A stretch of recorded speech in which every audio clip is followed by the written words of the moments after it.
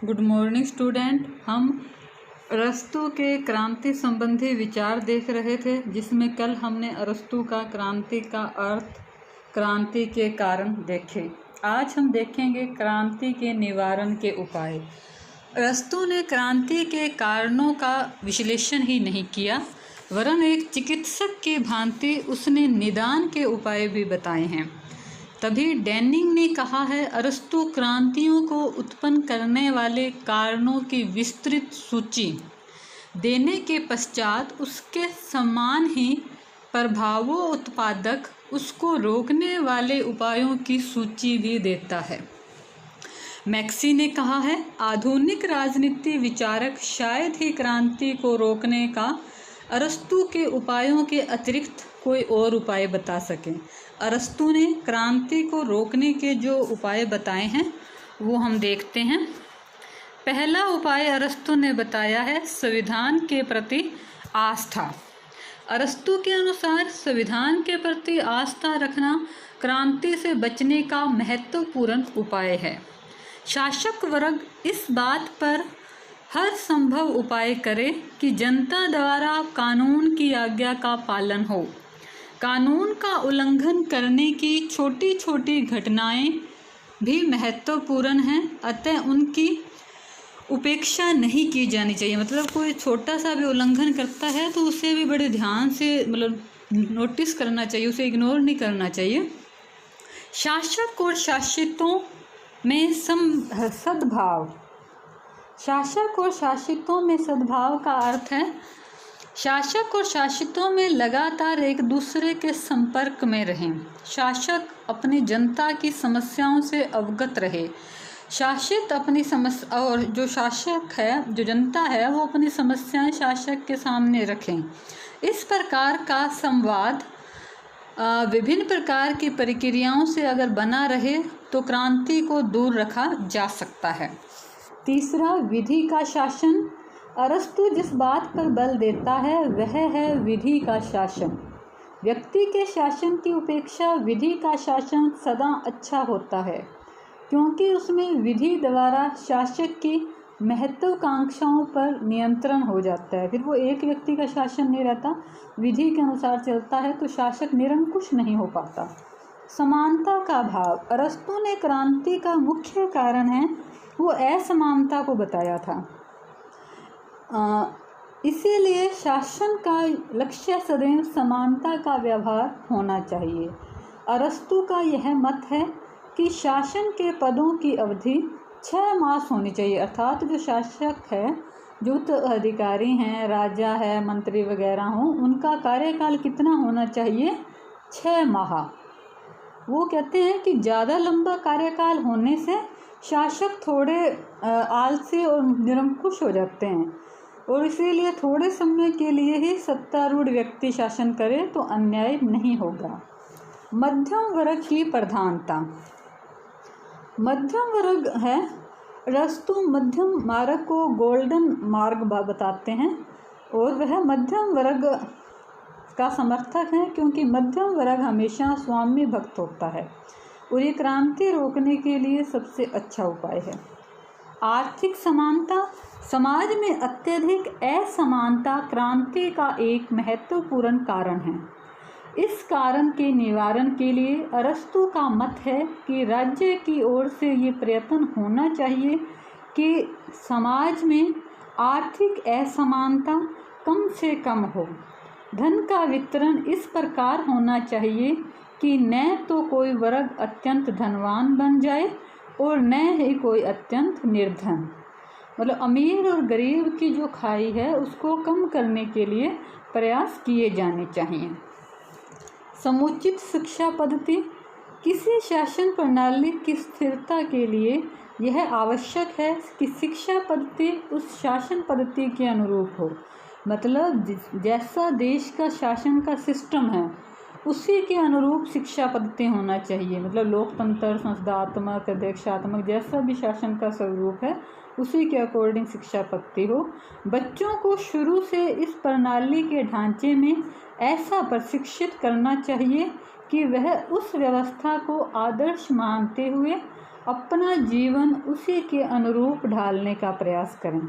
अब देखो, हमारे यहाँ संसदात्मक व्यवस्था को इसीलिए अपनाया क्योंकि हमारी जीवन पद्धति बन गया था। ब्रिटेन में संसदात्मक व्यवस्था थी, 200 साल उन्होंने हमारे यहाँ शासन व्यवस्था किया, तो हमारा नेचर वैसा था कि हमने इजी वे से उसे अडॉप्ट कर लिया। इसी प्रकार से वो कह रहे हैं शिक्षा प्रणाली प्रशासन, जो हमारा शासन है उसी के अकॉर्डिंग होनी चाहिए। नेक्स्ट है विदेशी समस्या की तरफ जनता का ध्यान केंद्रित करना। शासकों को चाहिए कि वह राज्य की जनता का ध्यान देश की आंतरिक समस्याओं की ओर से हटाकर विदेशी मामलों की ओर केंद्रित करें। यह भी चलो इस मुद्दे पे अपने कुछ आगे इसमें है। अगर देश के अंदर कोई समस्या है जैसे गरीबी, भूखमरी, बेरोजगारी, ऐसे आंतरिक मामलों को लेकर बहुत सारी समस्याएं हैं, तो जो शासक है उसका कर्तव्य है कि वो जनता का सारा ध्यान किधर डाइवर्ट कर दे, दूसरे देश के ऊपर। वो आंतरिक समस्याओं का कारण दूसरे देश को बताए हुए, जैसे अपने उदाहरण के लिए अपने भारत में कहते हैं ना, भाई हमारे देश में सारी समस्याओं की जड़ कौन है? पाकिस्तान। तो ये सिद्धांत है, ये अरस्तू का दिया हुआ है, विदेशी समस्याओं की तरफ जनता का ध्यान केंद्रित कर दिया जाए। जैसा कि उनके शब्दों में कहा गया है, शासक जो जनता की चिंता करते हैं उन्हें चाहिए कि वे नए खतरे का आविष्कार करें, दूर के भय को समीप लाए, ताकि जनता पहरेदार की भांति अपनी रक्षा के लिए सदा सचेत और तत्पर हो जाए। मतलब जब देश के अंदर आंतरिक मामलों की समस्याएं बहुत ज़्यादा बढ़ जाए, गृह युद्ध जैसी स्थिति उत्पन्न होने वाली हो, तो विदेशी युद्ध या विदेशी आक्रमण का डर इस तरह से दिखाया जाए कि जनता है वो अपने देश के प्रहरी के रूप में कार्य करने लगे। राजकीय पदों एवं सम्मान का न्यायोचित वितरण। अरस्तू के अनुसार राज्य के पदों और सम्मान का वितरण समान होना चाहिए। योग्य व्यक्ति को उसका उचित मान, सम्मान और पद मिलना चाहिए। एक ही वर्ग के व्यक्ति को अथवा राज्य के एक ही भाग के व्यक्ति को सारे पद नहीं देने चाहिए, अन्यथा शेष वर्ग और वर्गों में असंतोष उत्पन्न हो जाता है। साथ ही इस संबंध में सचेत भी रहना चाहिए कि कहीं योग्य व्यक्ति राज्य पद से वंचित न हो जाए और जो उच्च पद है वो किसी अयोग्य व्यक्ति को ना मिल जाए। परिवर्तनों की निगरानी। क्रांति शासन व्यवस्था और संविधान में परिवर्तन को कहते हैं। अरस्तू ने कहा है कि राज्य को क्रांति से बचाने के लिए परिवर्तनों पर ध्यान देना चाहिए।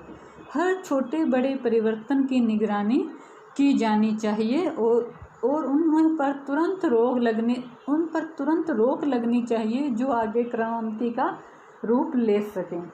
इस प्रकार क्रांति से राज्य की रक्षा हो सकेगी। धनार्जन पर नियंत्रण। क्रांति को रोकने के लिए शासकों को धनार्जन पर नियंत्रण रखने की बात कही गई है। शासकों में परस्पर सद्भाव। अरस्तू शासक वर्ग के बीच सद्भाव व तालमेल बनाए रखने पर भी जोर देते हैं। शासन की प्रक्रिया में भाग लेने वाले सभी अधिकारियों पदाधिकारियों में तालमेल होना चाहिए। संक्षेप में क्रांति को रोकने के लिए अरस्तू ने मध्यम वर्ग पर आधारित मिश्रित संविधान और शिक्षा पर सबसे अधिक जोर दिया है। तो सबसे इम्पोर्टेंट तत्व जो क्रांति को रोक सकता है वह है मध्यम वर्ग और शिक्षा। अब है विशिष्ट शासन प्रणालियों में क्रांति के विशिष्ट उपाय। इसमें है राजतंत्र। राजतंत्र में क्रांति को रोकने के लिए संचार तंत्र को अनिवार्य माना गया है। शासक संयत व्यवहार करता है। जितनी मात्रा में संयत व्यवहार करता है, मतलब अच्छा व्यवहार, उसका शासन उतना ही स्थायी हो जाता है, क्योंकि जनता में शासक के प्रति द्वेष की भावना नहीं होती। निरंकुश तंत्र। निरंकुश तंत्र में क्रांति को रोकने के लिए अरस्तु ने कहा है, शासन की समस्त बागडोर अपने हाथ में रखते हुए भी निरंकुश इस प्रकार सफल अभिनय करे कि वह राजा है, निरंकुश नहीं। उसे सार्वजनिक आय के प्रति सजग रहना चाहिए, सार्वजनिक धन का उपहार आदि देने में अपव्यय नहीं करना चाहिए। कर आदि लगाने व उगाहने में उसे इस प्रकार दर्शाना चाहिए कि वह जन साधारण के हित में खर्च कर रहा है और हित में ही वसूल कर रहा है। निरंकुश का व्यक्तिगत व्यवहार गंभीर होना चाहिए, जिससे उसके संपर्क में आने वाले लोगों में उसके प्रति श्रद्धा मिश्रित डर रहे, किंतु आतंक पैदा ना हो। आगे है प्रजातंत्र। प्रजातंत्र विधान में क्रांति को रोकने के लिए अरस्तु ने कहा है, संपन्न लोगों के साथ दुर्व्यवहार नहीं किया जाए, उनकी संपत्ति को किसी प्रकार का नुकसान ना पहुंचाया जाए। इसी प्रकार लोगों को खर्चीले किंतु अनुपयोगी लोक सेवा कार्य भी नहीं करने देने चाहिए। धनिक तंत्र। धनिक तंत्र में क्रांति को रोकने के लिए गरीबों की ओर पूरा ध्यान रखना उचित होगा। उनको उचित मात्रा में शासन में जो निर्धन वर्ग हैं उनको शासन के अंदर भागीदारी दी जाए, उनके साथ दुर्व्यवहार नहीं किया जाए।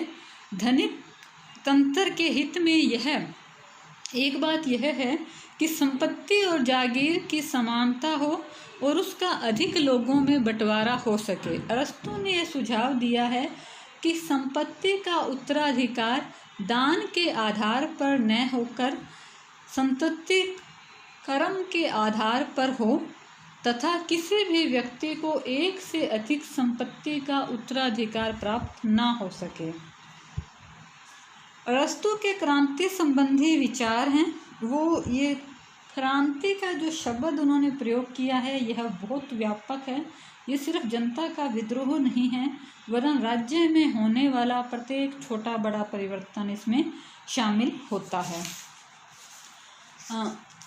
आलोचकों के अनुसार मार्क्स और लेनिन की भांति अरस्तु ने अपने विचारों पर सामाजिक आर्थिक राजनीतिक क्षेत्र में क्रांतिकारी परिवर्तन का हिमायती नहीं था। वह एक रूढ़िवादी और यथापूर्व स्थिति का पोषक था, क्योंकि उसने क्रांति को रोकने के संबंध में विस्तार से उपाय बताए हैं। तथापि यह तो स्वीकार करना ही पड़ेगा कि उसने क्रांति के कारण और उसको रोकने के उपायों का ऐसा विवेचन प्रस्तुत किया है जो यथार्थवादी है। पॉलिटिक्स के वे पृष्ठ इस समस्या क्रांति का निरूपण करते हैं, राजनेताओं के लिए आने वाले समय युगों के मार्गदर्शन का कार्य भी करते हैं।